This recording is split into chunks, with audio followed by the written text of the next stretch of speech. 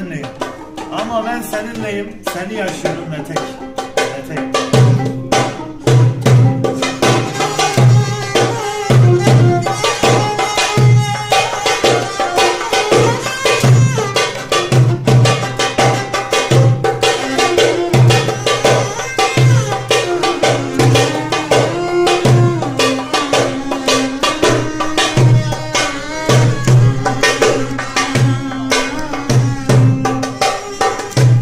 Boynu bükük duruşuna ardım sıra bakışına, kollarında yatışına hasret kaldım, hasret kaldım, hasret kaldım sevgilim.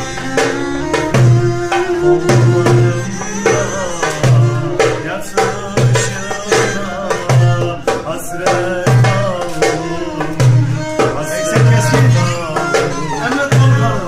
kaldım.